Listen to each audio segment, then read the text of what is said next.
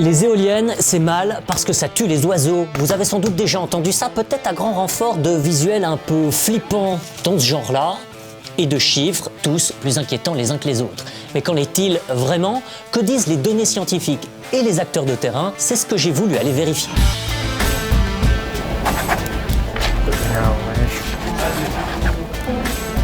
Bon, que des éoliennes ont déjà causé la mort d'oiseaux, ça semble une certitude. D'ailleurs, on trouve très facilement, en quelques clics, des images de corps d'oiseaux au bas d'éoliennes sur Internet. Mais est-ce que ça veut dire qu'il suffit de se baisser pour voir ce genre de choses? Je me suis dit que le plus simple, c'était encore d'aller vérifier directement par moi-même. Bon voilà, on est au milieu d'un champ d'éoliennes du Brabant wallon et a priori, si on regarde au bas des mâts, pas d'oiseaux morts ou ce genre de choses. Mais bon, ça ne veut pas dire qu'il n'y en a jamais non plus. C'est pour ça que j'ai demandé à un spécialiste du département nature et forêt de me rejoindre ici pour évaluer la situation. L'effet sur la biodiversité et sur la vie faune de ce parc ne sera pas principalement de la mortalité. Donc on a plutôt un parc qui va créer de l'effarouchement. Les oiseaux vont déserter l'endroit. Il n'y a pas un lien de cause à effet direct. La première cause de disparition des oiseaux de nos campagnes, ce n'est pas les éoliennes. Les causes sont identifiées, c'est principalement la perte d'habitat, la perte de zones où les oiseaux peuvent se reposer, peuvent se nourrir. Et donc les éoliennes ne sont pas la cause première de disparition de la vie faune. Oui, et des causes de disparition des oiseaux, il y en a bien d'autres, et les ordres de grandeur ne sont pas tout à fait les mêmes. Selon cette étude française d'abord, une éolienne, ça tue en moyenne 7 volatiles par an. Ok, mais disons sur 10 000 morts accidentelles, qu'est-ce que ça représente?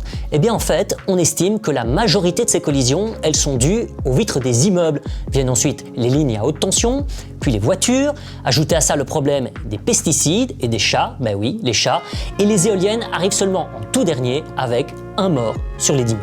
Alors évidemment, ce n'est pas pour ça qu'il ne faut pas y réfléchir du tout, parce que le chiffre de 7 morts par an et par éolienne, c'est une moyenne. En fait, ça va de 0 à 18 en fonction surtout de ce qui se trouve autour du champ éolien. C'est pour ça que les scientifiques continuent de réfléchir au problème. J'en ai d'ailleurs contacté un qui travaille pour la Ligue de protection des oiseaux en France. On voit les impacts sur les paysages, sur la biodiversité de ces projets d'énergie renouvelable, mais l'avantage de ces énergies renouvelables, c'est qu'elles ont des impacts qui sont très localisés, et qui peuvent être, pour la plupart d'entre eux, évités, réduits, voire compensés.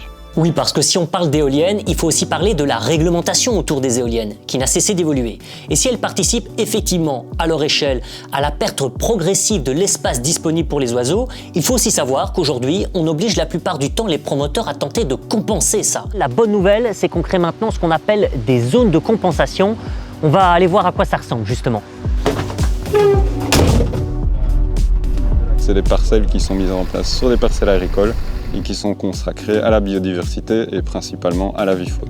Les espèces retrouvent 2 éléments essentiels qu'elles ont besoin, c'est-à-dire de l'abri et alors surtout aussi des zones nourricières. Ça fonctionne vraiment ça, ou c'est un peu du pipeau pour faire genre on compense quelque chose? Non, ça fonctionne donc réellement. Quand les mesures sont bien mises en place et qu'elles sont correctement situées, on a réellement un impact sur la présence des oiseaux. Et on retrouve les espèces qu'on est censé retrouver. Donc il y a moyen de trouver des équilibres. Et vous aurez remarqué que ce sont des amoureux des oiseaux qui le disent. Aujourd'hui, eux aussi constatent que les éoliennes ne sont pas forcément les grandes ennemies de leurs petits protégés. Allez, nos petits protégés à nous, ce sont vos idées, vos infos, et ça se passe dans les commentaires. Pensez aussi à vous abonner et à activer les notifications pour ne pas rater nos prochaines vidéos. À bientôt!